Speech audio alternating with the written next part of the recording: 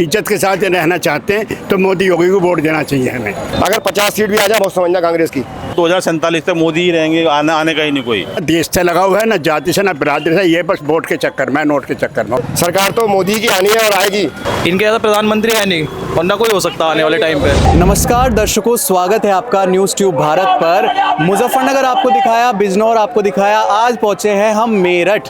आज़ादी का संग्राम यहाँ से छिड़ा था, तो चुनावी संग्राम किस दिशा की ओर जा रहा है, आज हम लोगों से यहाँ पर बात करेंगे। तो मेरठ में मौजूद हैं, मेरठ की जनता का चुनावी मिजाज क्या है, क्या हिसाब देख रहे हैं मेरठ का? साहब बहुत अच्छा है मेरठ का भी, और अच्छा ही रहेगा। मेरठ से अरुण गोविल ही जीतेंगे, क्योंकि ऐसा एक तो राम के भक्त हैं, रामायण के, और सीट तो यहाँ से हमेशा बीजेपी की होती है जीत। तो राम भक्त तो विपक्ष भी है, अखिलेश यादव के सपने में कृष्ण भी आए थे। भाई साहब जैसा वो कह रहे हैं कि 150 सीट मोदी की आएंगी, इसका उल्टा होगा। कहीं ऐसा ना हो कि 150 ग्राम में 100 ही रह जा। में क्या मानते हैं, अगर कांग्रेस की सरकार आती है तो क्या देश के संसाधन भी खतरे में है?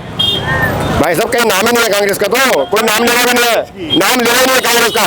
आप तो सरकार आने की बात कर रहे हैं, क्या मनमोहन आ जाए, क्या कोई भी ऊपर से खुदा आ जाए, लेकिन कांग्रेस का तो नाम ही नहीं है। अगर 50 सीट भी आ जाए बहुत समझना कांग्रेस की।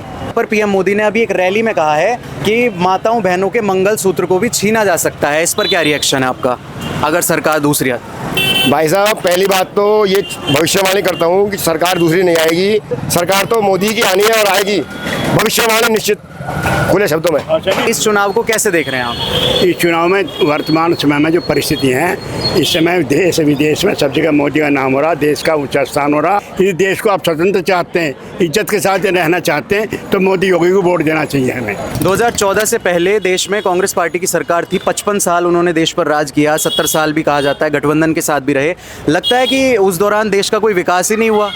जब से मोदी है, जब से देश का विकास बहुत तीव्र गति से हो रहा, और कई काम मोदी जी ने ऐसे करे जो आदमी ने कहते हैं ये होनी जैसे धारा 370 हटाई है, 3 तलाक का मसला करा है, राम मंदिर का मसला इन्होंने कोर्ट में इल्जाम रखा।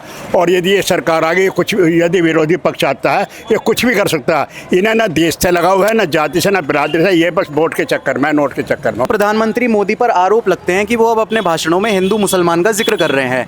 कांग्रेस पर आरोप लगते हैं कि मुस्लिम तुष्टीकरण की राजनीति होती है।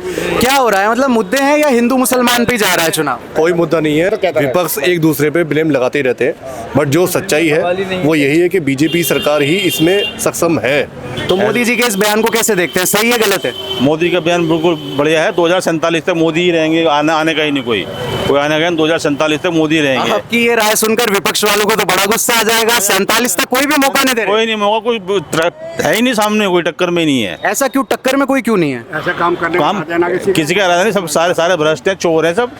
मोदी ये संत है, नेक्स्ट 47 के बाद योगी जी आएंगे। 47 तक ये रहेंगे, जब तक मोदी जी मना नहीं करते ना, जब तक मोदी जी पीएम रहेंगे, मोदी के बाद योगी जी पीएम रहेंगे। मेरठ ऐसा गढ़ है, सिर्फ बीजेपी के अलावा कोई आ नहीं सकता।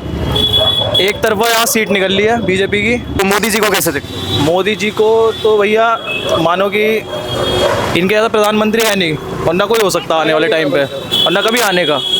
देश के युवा हैं, आप इस वोटिंग में बहुत बड़ी भागीदारी निभाएंगे। मैं ये जानना चाहता हूँ, देश का चुनाव किस ओर जा रहा है, मुद्दे क्या हैं, क्या हिंदू मुसलमान मुद्दे हैं, क्या विकास मुद्दा है? युवा इस चुनाव को कैसे देख रहा है? विकास मुद्दा है, हिंदू मुसलमान तो कोई मुद्दा ही नहीं है। मोदी जी का तो एक ही नारा, सबका साथ सबका विकास। कांग्रेस के घोषणा पत्र में गोल्ड का जिक्र किया गया है कि उसका हिसाब लेंगे। तो लगता है आपको अगर सरकार बदलती है तो क्या माताओं बहनों के मंगलसूत्र पर भी आ जा सकती है? ऐसा कुछ नहीं है। पहले तो आपको हिंदू मुस्लिम की बताऊं, आप खुद होंगे अभी रैली में, तो हिंदू के साथ साथ आपको मुसलमान भी दिखा होगा, वो भी नाम वो अरुण गोविल जी के जयकारे लगाते हुए जा रहा है। और बात रही मंगलसूत्र और उसके, ऐसा कुछ नहीं होने वाला, ये सब तो अफवाह फैल रही है। चुनाव आने के टाइम पर खूब अफवाह फैलती है, इसके अलावा कुछ होने का नहीं है। आने तब भी मोदी जी, आएंगे तब भी मोदी जी।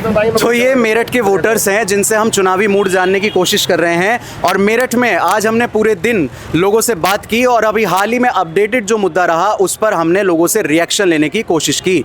मेरठ का चुनाव किस फिजा में जाएगा, आज़ादी का संग्राम इस मेरठ की धरती से छिड़ा था, अब चुनावी संग्राम किस ओर रुख लेगा, अरुण गोविल विजयी होंगे या फिर सुनीता वर्मा बाजी मारेंगी, ये देखने की बात हो। फिलहाल के लिए इतना ही, किसी और शहर से आपको दिखाएंगे एक नया कंटेंट। फिलहाल अंश शर्मा सहयोगी भीष्म के साथ न्यूज़ ट्यूब भारत।